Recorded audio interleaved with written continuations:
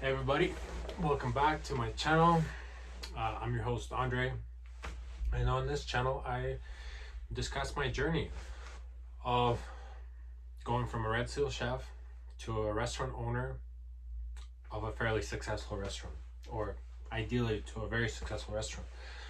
And today I would like to touch on a subject of dealing with setbacks within the restaurant operations.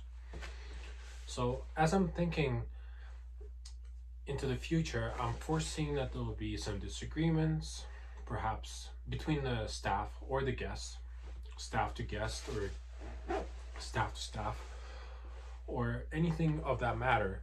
There will always be some sort of a people-driven problem, and I don't say people-driven problem to mean that it's necessarily the worst thing ever, but one of the bigger variables in business, the way I see it in the future and from my observation working in many restaurants, is that the people tend to be the biggest variable. Sometimes people are in a bad mood, sometimes people do the wrong thing.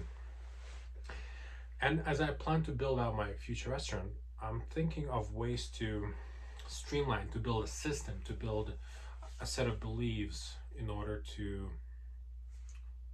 function, in order to grow, in order to last 20-30 years, which is the goal for me.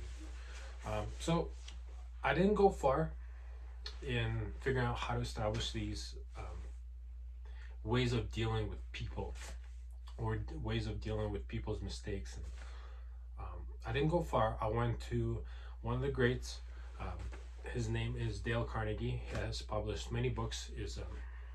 His books still sell some 80 years later and are still very popular.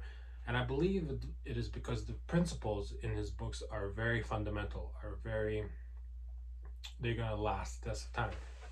So I've written down my system of how the basic system of how we're gonna tackle our problems that are interpersonal.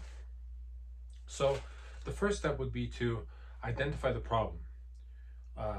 You do not have to announce it to everyone or make a big deal, but simply identify the problem. For example, somebody does something the wrong way. The first time, third time, doesn't matter. Second step, after we have identified this problem, we have to spot it. If there's no problem, no, but we have a problem. So step number 2, get the person on the new track immediately. So what I mentioned here is we don't have to announce it, but what we have to do is provide a new way, provide a new suggestion. Hey, Janet, I think, Jane, I have an example. I've noticed you moved the glass of water over there. I would like you to do X this time, or this way, for example, pardon me. So really what we're saying is, when we try to correct people, is we don't bring up the past, we don't bring up the negative behavior. What we do is simply say, hey Jane, I've noticed you moved the glass from A to B. Could you move it over there, please? That is the spot where it rests. Simply sort of calling out the right way of doing things, instead of, hey Jane, I've noticed you didn't do this, we've talked about it before, you're just trying to piss me off. It sucks. I think one of the best ways would be to identify the problem, say, hey Jane, can you put this there instead? Just tell them the right way of action and move on. Never bring up the negative mistake or action into the present. So really, these are fundamental rules from the book How to Win Friends and Influence People. You never criticize, condemn, or complain. You just simply state the positive way of doing things. Hey Jane, I would love for you to move this over there. Hey Jane, I would love for you to do this from now on. Anything that requires change has to be spun from a positive view. Please do this. Third step, if need to be, bring up the personal goals that align with the task at hand. So, and what Dale Carnegie means by this is, identify what drives these people, the people that you work with. when you do the interview, you have to find out a little bit more about them. And of course, as the time goes on, as you're the boss, you'll have to manage these people and perhaps meet once a month, once a quarter, and find out what their goals are. Are they on track? Do they want to become a great sommelier? Do they want to learn about chicken butchery? Whatever.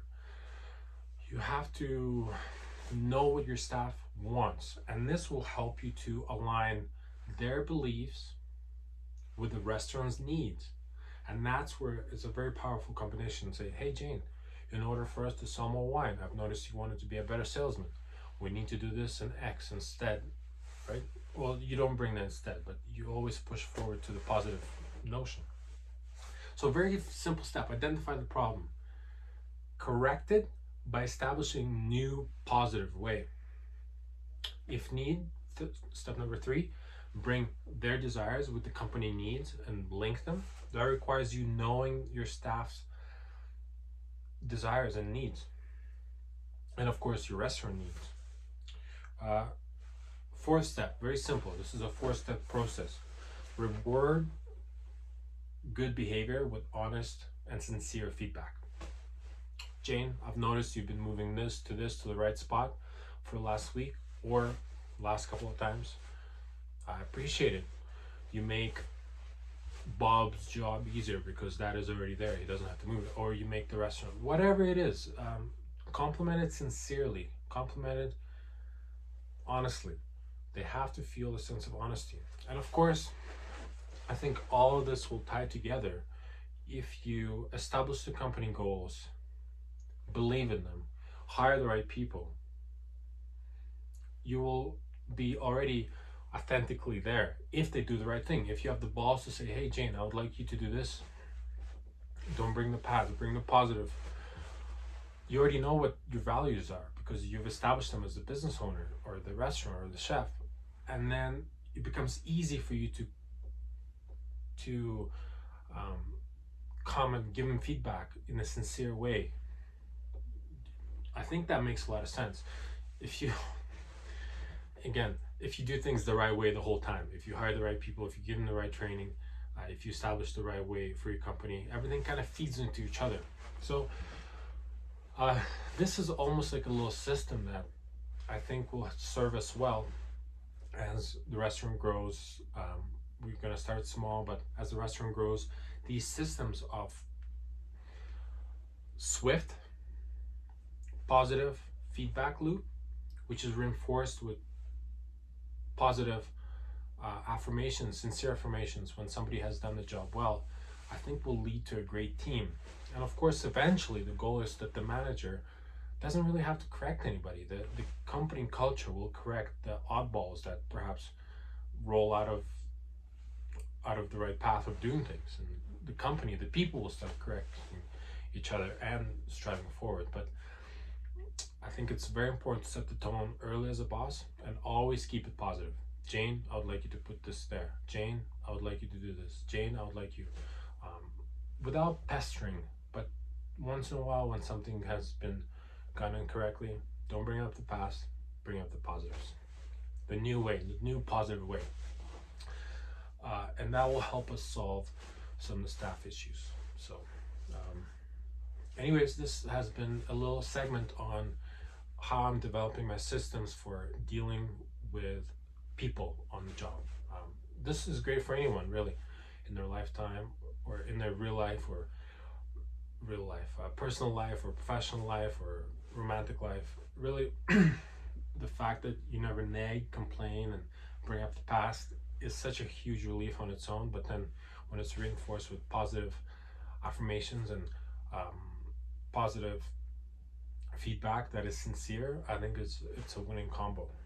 And all thanks to Dale Carnegie. He's a man of many talents, and the books that he published are among the great contributions that he has given us. So that's it. Treat each other well. Don't nag, don't bring up the past, and you'll be all right. Thanks everybody. Bye.